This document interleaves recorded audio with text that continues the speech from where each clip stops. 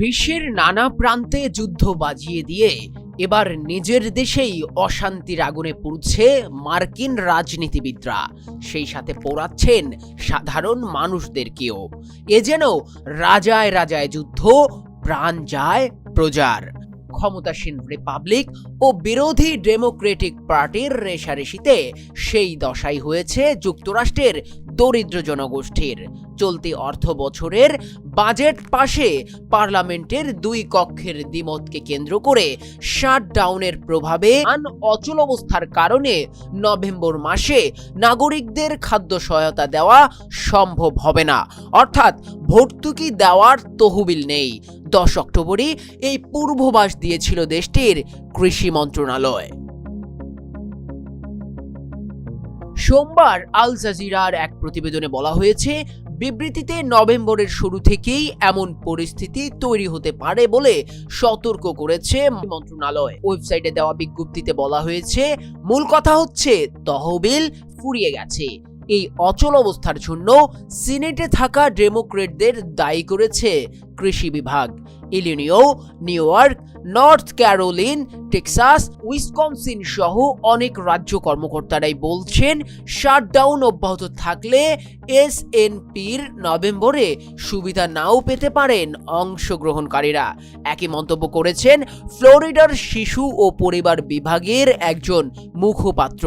তিনি বলেন, shutdown November পর্যন্ত অব্যাহত থাকলে এসএনএপি সুবিধা প্রদান করা হবে না। তথ্য বলছে, মার্কিন নাগরিকদের প্রতি 8 জনের মধ্যে 1 জন সরকারের সাপ্লিমেন্টাল নিউট্রিশন অ্যাসিস্ট্যান্স প্রোগ্রাম ভর্তুকির উপর নির্ভরশীল।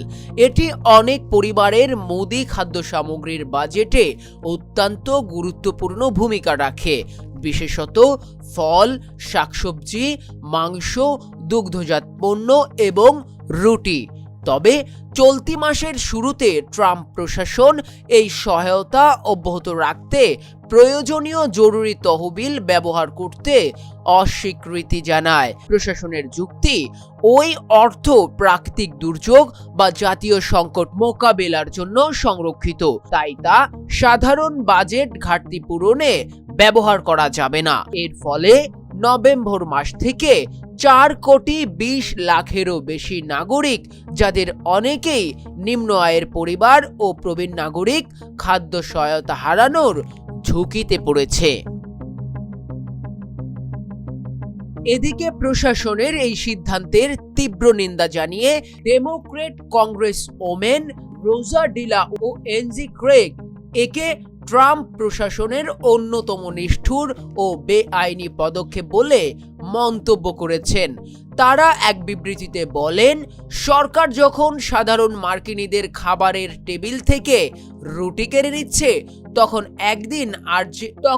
একদিকে আর্জেন্টিনাকে অর্থনৈতিক সহায়তা দিচ্ছে, অন্যদিকে হোয়াইট হাউসে নতুন বলরুম নির্মাণ করছে। এটি লজ্জাজনক ও মানবিক দায়িত্বহীনতা। Voice of লিডার্স.নিউজ